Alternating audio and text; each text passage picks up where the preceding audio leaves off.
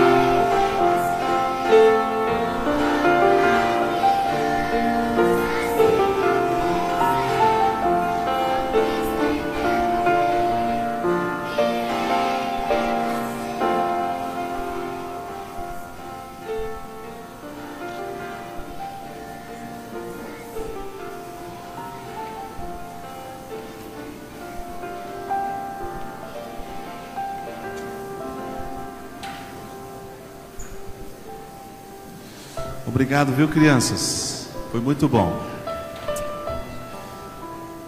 Quem não se surpreende com uma coisa dessa, né?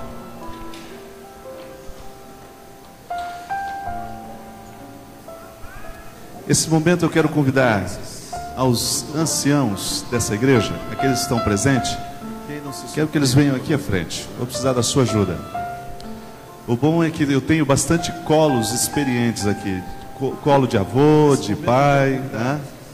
Só falta não vir nenhum avô, né? E eu fiquei aqui na... só pai. Quero que eles venham aqui à frente. Vou precisar da sua ajuda.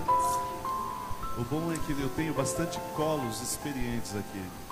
Nesse momento, nós vamos colocar essas crianças nas mãos de Deus. Esses líderes estão aqui apenas para dizer o seguinte: a igreja também é responsável pelo crescimento dos vossos filhos. A igreja também está preocupada com a eternidade dos filhos de vocês. E a igreja, o que ela pode fazer é a cada momento entregá-los nas mãos do Senhor. Mas nós vamos pedir uma bênção especial para você que é pai, para você que é mãe, sabendo que essa responsabilidade é muito maior do que vocês. Então a capacitação vai ser do céu.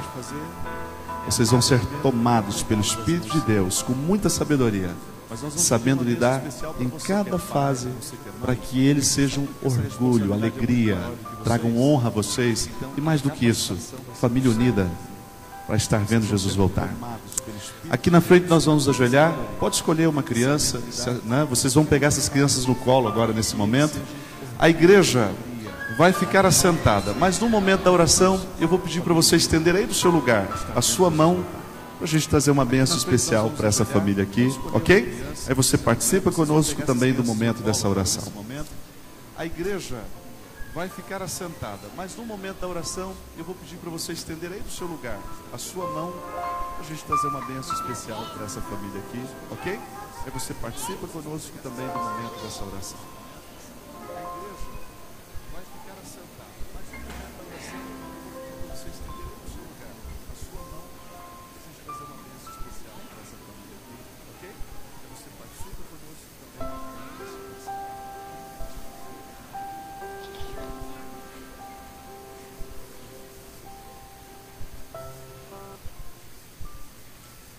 Senhor Deus,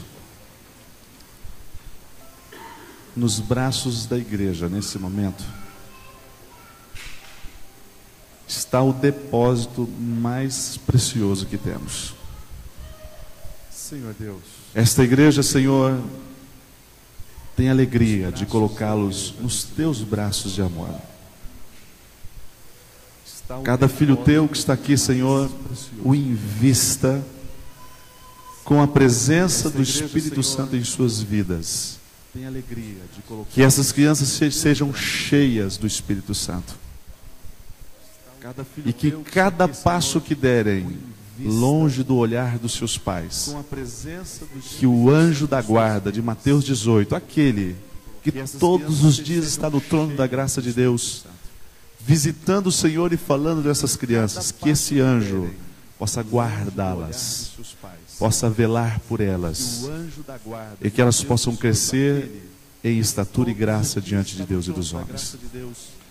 Nesse momento, Senhor, a tua igreja vai estender a sua mão sobre esses casais, sobre essa família, para que o pai, como sacerdote da casa, possa cumprir essa tarefa tão difícil, tão maior do que ele, de ensinar a criança no caminho que deve andar. Que a mãe, cheia do amor de Deus, possa representar esse lado maravilhoso de Deus, amando, cuidando, ensinando, temendo a Deus, no poder de Deus, para que essas crianças cresçam no poder de Cristo. Obrigado, Senhor.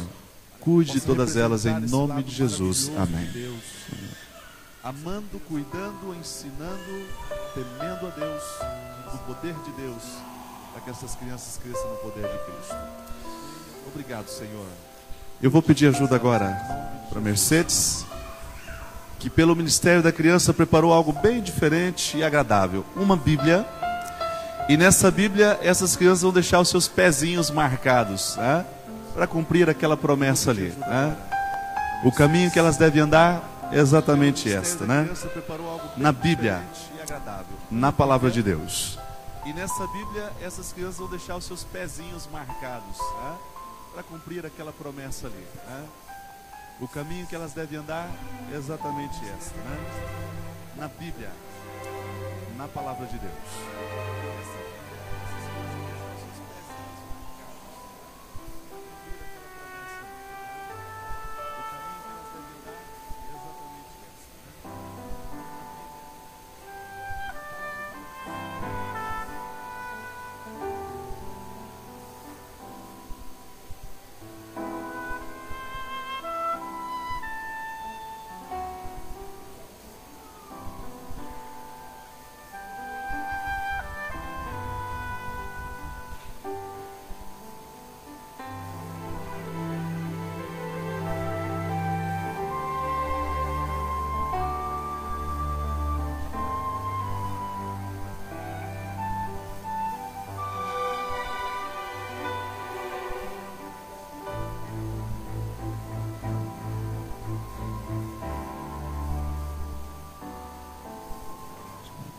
Esse é o pezinho do Gabriel.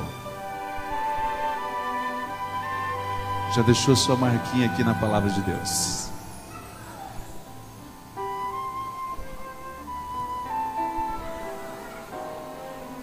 Esse é o pezinho do Gabriel. Já deixou sua marquinha aqui na Palavra de Deus.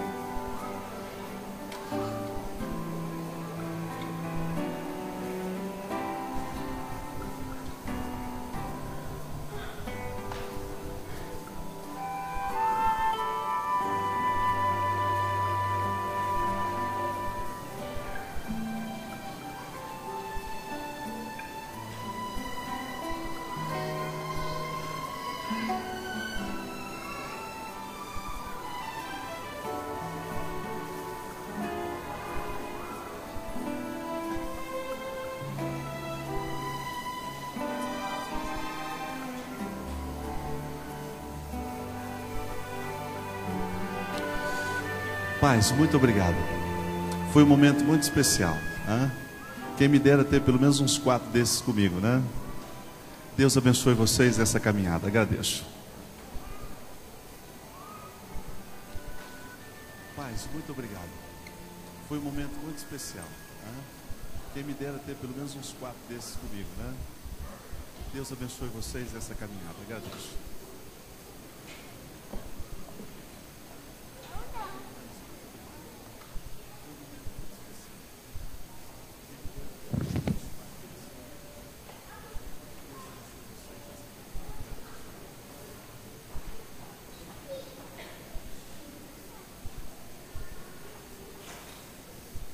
Quero convidá-lo para abrir a Bíblia comigo no livro de Colossenses. Colossenses, o capítulo 3. Livro de Colossenses, o capítulo 3. Nesses próximos 15 minutos, estaremos concluindo e indo para casa. Mas eu quero que você vá com essas 3 informações importantes que Deus quer nos dar hoje. Colossenses capítulo 3, o versículo 1, a última parte do versículo, e o versículo 2. A Bíblia diz assim: buscai as coisas lá do... Buscai as coisas lá do alto, onde Cristo vive, assentado à direita de Deus. Pensai nas coisas lá do alto, não nas que são daqui da terra. Eu quero, na verdade, levar a você a pensar um pouquinho nisso. Eu, em casa, eu pedi para minha esposa para trazer o cabo da vassoura. Ela só me permitiu se eu prometesse usar hoje, sábado à noite, né? E eu vou fazer o seguinte: no final do culto eu deixo ali, enquanto cumprimento, por favor, dê um sumiço, que eu falo, não dá para usar vassoura sem um cabo, né? Você vai me ajudar nesse aspecto aí. Mas eu fico pensando o seguinte: o que é uma família que entende a importância desse princípio aí? Pensar nas coisas lá do alto. Você lembra daquela brincadeira infantil que você deve ter participado ou feito algum dia? Que era equilibrar o cabo de vassoura na pontinha do dedo? Você lembra disso? Quantos ficavam concorrendo? Vamos ver se eu vou daqui. Não vou, senão eu vou bater na sua cabeça, vai ficar chato, né? Mas quantos tinham lá, ficavam horas, né? Tentando equilibrar um cabo de vassoura na pontinha do dedo? Você lembra disso? Só que tem um detalhe, eu não sei se isso é uma teoria, se na prática funciona, se alguém desenvolveu uma habilidade especial para isso, mas para mim, pelo menos, tem sido o seguinte, ó: se eu olho para cima, eu consigo equilibrar; se eu olho para baixo, eu já perco o controle aqui. Se eu continuo equilibrando e olhando para cima, ok, olhei para baixo, se eu olho para cima, eu não consigo equilibrar mais. Existe uma história na Bíblia de uma mulher que você conhece muito bem. O nome dela, Ana. 1 Samuel capítulo 1. Essa mulher entendia bem o que era olhar para cima, o que era pensar nas coisas do alto. Esta mulher, ela compreendia claramente o que é depender de Deus em qualquer momento de sua vida. 1 Samuel, abre lá para a gente fazer essa leitura. 1 Samuel capítulo 1. Que mulher poderosa, que história poderosa, que experiência maravilhosa de uma mulher que sofria, era estéril, não podia ter filhos, mas dependia das coisas lá do alto.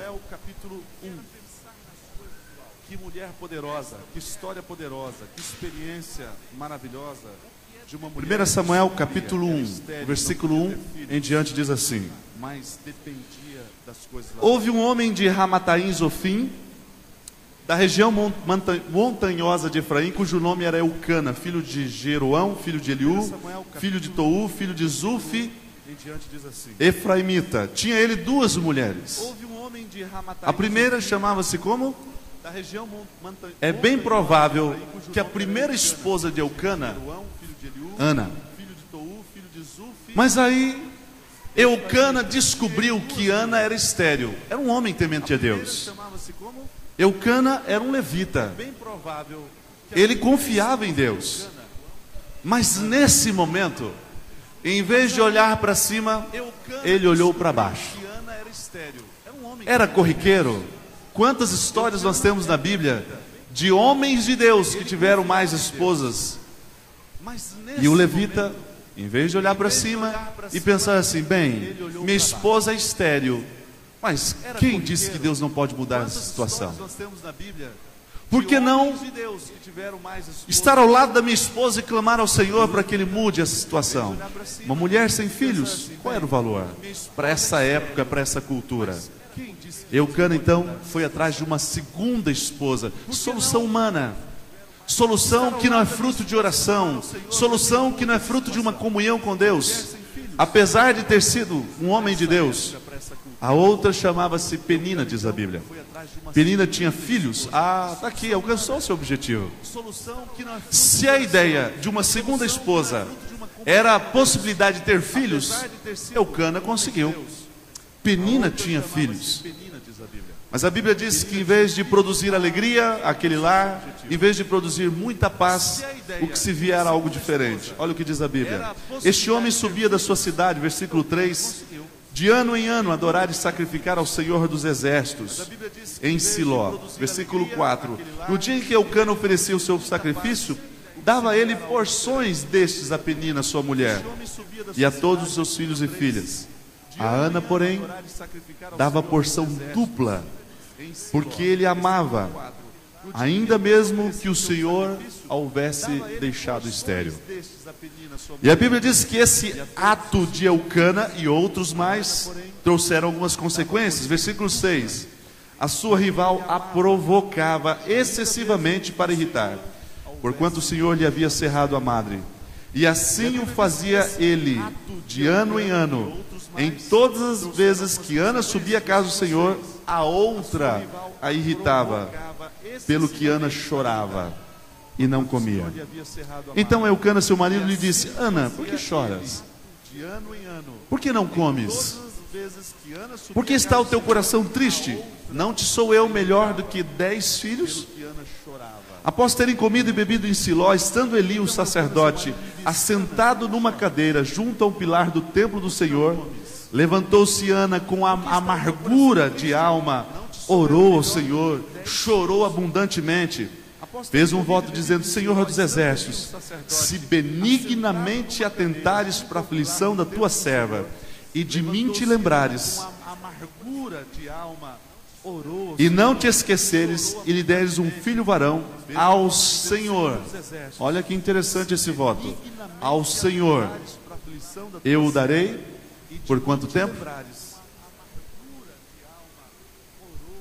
Amigo, 3 coisas eu quero que você entenda comigo hoje, antes de sair daqui. Primeiro, uma você já entendeu: educar filhos, preparar filhos para o céu é um dever, é um privilégio, mas é uma tarefa muito maior do que você. Ana entendeu isso.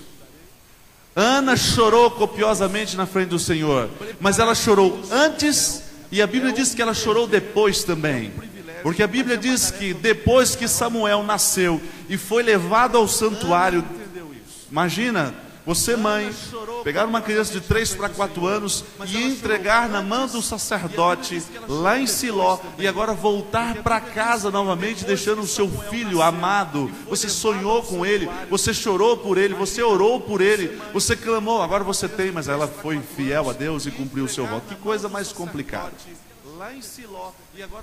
Diz a Bíblia que de ano em ano, Samuel lá no santuário, ela tecia uma túnica. Cada agulhada, cada linha, cada movimento na confecção daquela túnica era um joelho dobrado no chão, orando para que Deus cuidasse do seu filho lá no santuário, sendo aquele que traria paz ao coração daquela mãe. Mulher de oração.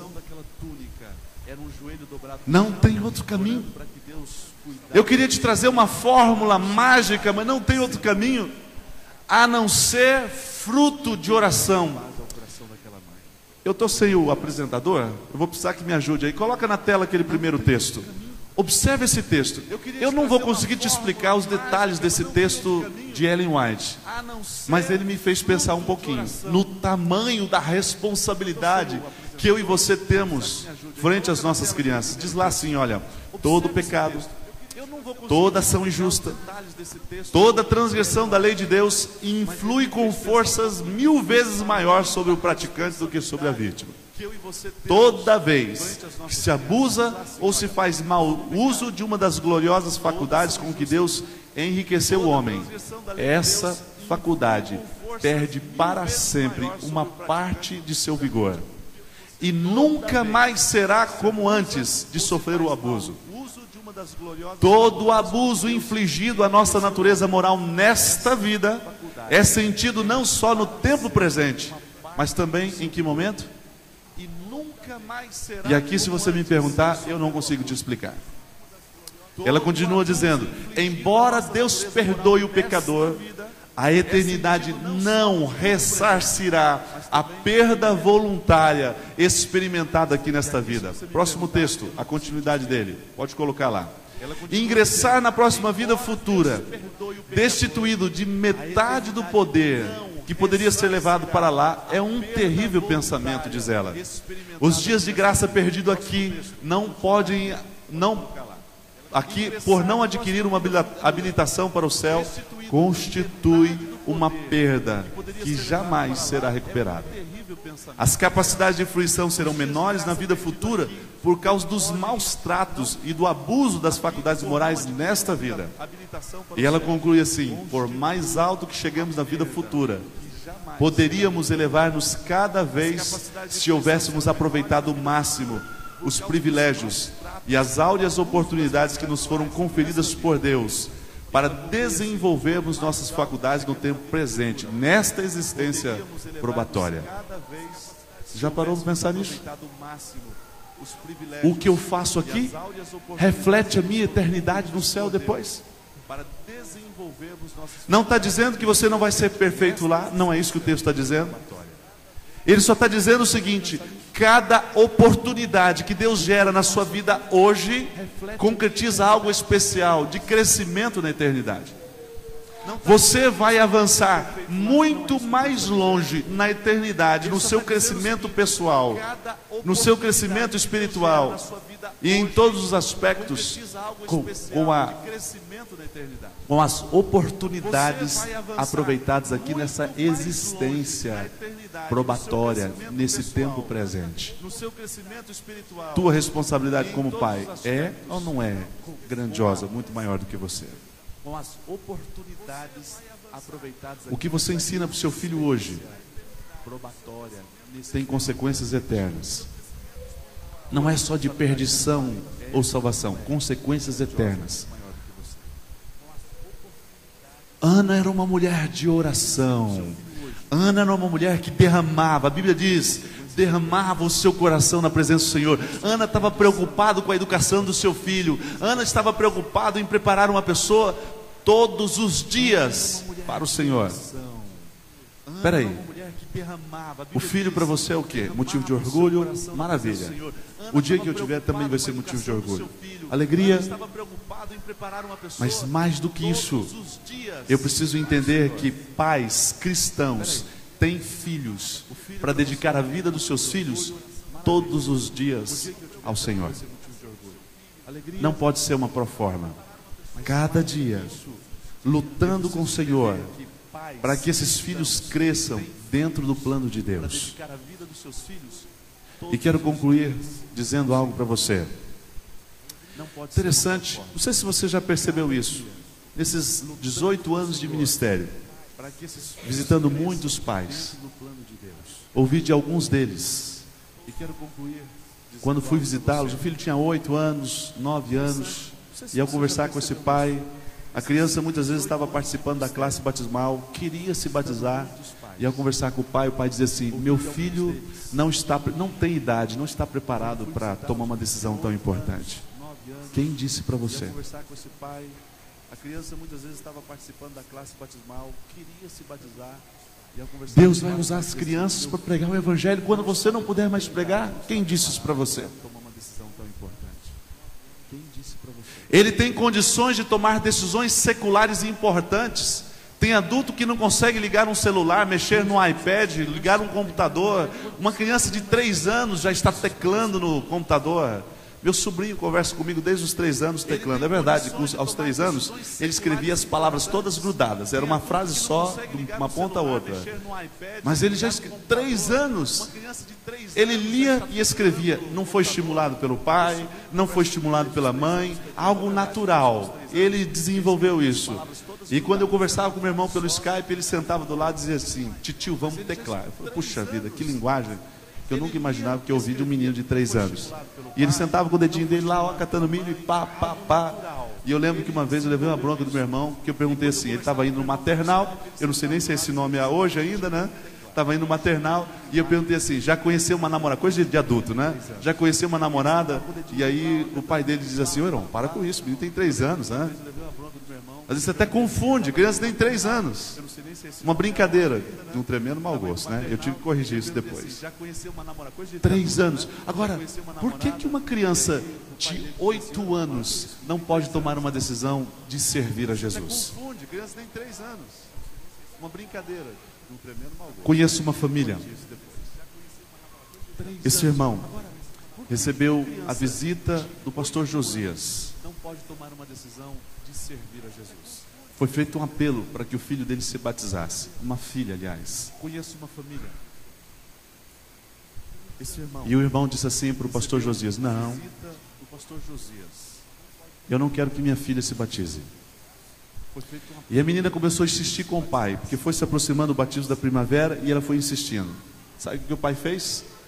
No domingo da festa batismal, ele organizou um programa, saiu da sua cidade para visitar uma família, para a filha não ficar no batismo, para não assistir o batismo. E nessa viagem ele bateu o carro e a menina morreu. Trágico. Sabe como é que o meu irmão, que é o pastor Josias, conheceu a história desse irmão? O Josias, quando fazia evangelismo nessa cidade que ele era pastor, quando ele entrava numa casa e ia fazer o apelo para a pessoa, para o casal, para o jovem, a pessoa, não, eu já decidi, eu vou me batizar. Mas como assim? Não, o irmão X veio aqui, conversou comigo e eu tomei a minha decisão. Ele ia para a próxima casa, tomar a decisão da pessoa, chegava, não, pastor, eu já estou preparado, eu já tomei a minha decisão. Esse irmão ia de casa em casa, contando a história dele e dizendo do arrependimento que ele tinha de ter privado a sua filha desse momento tão especial. Não tem a ver com salvação. O batismo não tem a ver com salvação. Aquela menina, no seu coração, amava Jesus. O pai, tentando escolher algo tão importante para ela, a privou disso. E esse é o sentimento de amargura desse pai.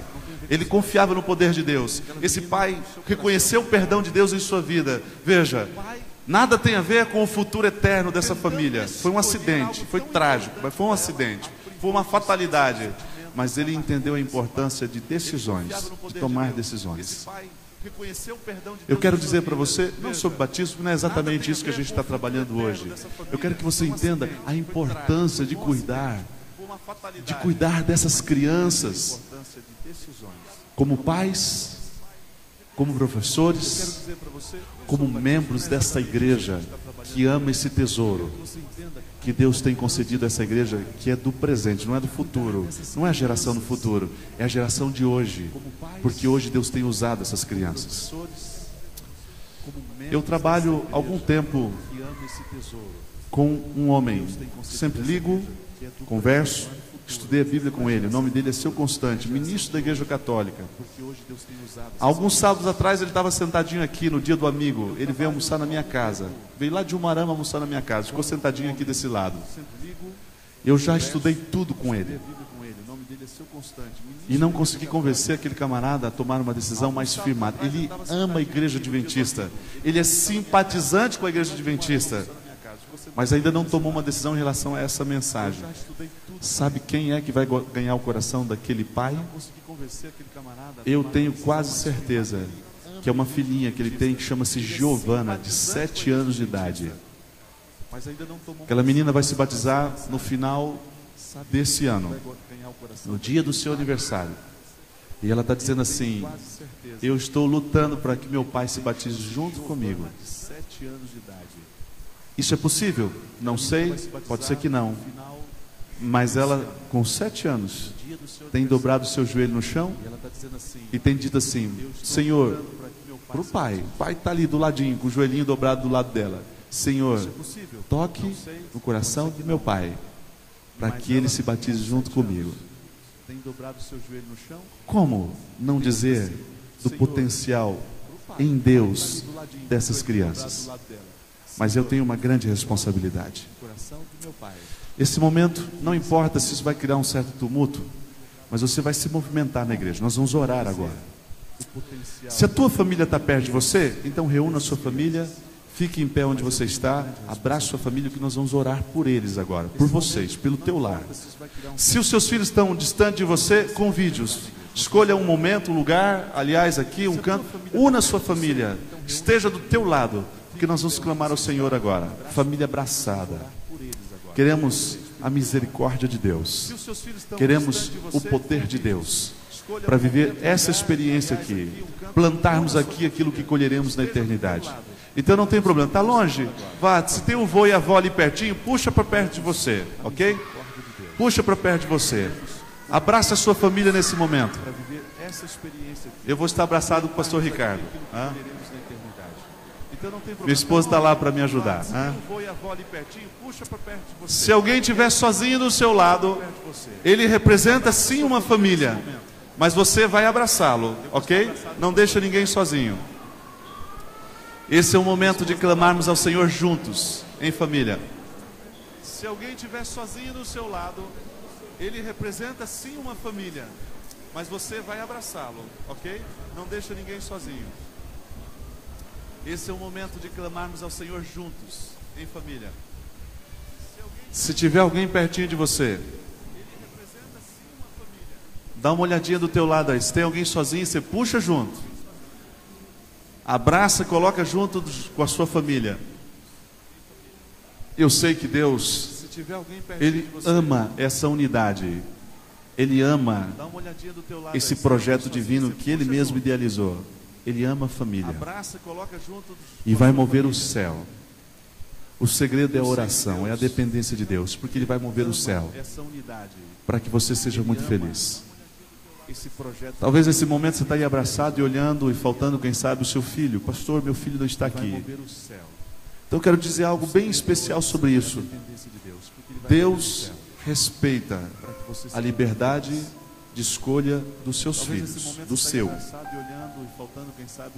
Mas Ele deu um mecanismo chamado oração intercessora. Deus respeita. Essa oração intercessora, na verdade, é você, pai, quando acorda de madrugada e lá do lado da sua cama, muitas vezes chorando na presença de Deus, clama pelo seu filho, está lá, quem sabe. Naquele momento o céu abre um novo canal de acesso àquele coração que está fechado. Você dá liberdade para Deus trabalhar com o seu filho com a sua oração intercessora. E eu tenho certeza de que a oração vai surpreender você. Esse é o plano de Deus. Que abraçados na presença de Deus o clamemos. Abraçados, clamemos ao Senhor. E você vai se surpreender com Deus, com aquilo que Deus tem para você. E é exatamente nesse sentimento, nessa convicção que nós vamos orar agora. Conversemos com Deus. Senhor, obrigado. Obrigado porque a tua família está abraçada. Obrigado porque a tua promessa é que os pais vão ver os filhos voltarem para casa novamente. Obrigado porque a tua família está abraçada. Por favor, Senhor, coloca no nosso coração esse sentimento de urgência que está lá na tela, sabendo que tudo aquilo que eu produzir de frutos nessa terra vai tocar a minha eternidade também. Por favor, Senhor. Queremos os nossos filhos ao nosso lado. Queremos a nossa família abraçada conosco. Queremos estar exatamente assim, quando Jesus apontar lá no céu. Queremos olhar para Cristo e dizer: Senhor, estamos todos aqui. E ouvir Jesus: entra no gozo do teu Senhor. Desfrute de tudo aquilo que eu preparei para você. Eu tenho certeza, Senhor, que no céu vamos nos surpreender como as crianças nos surpreendem. O que tem Jesus preparado para nós, olho algum viu, pensamento nenhum conseguiu conceber, ouvido nenhum jamais ouviu algo parecido, mas Ele preparou com amor, com carinho, para nos surpreender, para trazer paz completa em nossa vida, para trazer alegria para dentro do nosso lar por toda a eternidade, para trazer a felicidade de estar na presença de Deus por toda a eternidade. Abençoe a casa, abençoe o lar representado aqui dentro. Esteja com todos em nome de Jesus. Amém. Deus abençoe o teu lar. Deus cuide de vocês. Abençoe a casa, abençoe o lar representado aqui dentro. Esteja com todos em nome de Jesus. Amém. Deus abençoe o teu lar. Deus cuide de vocês.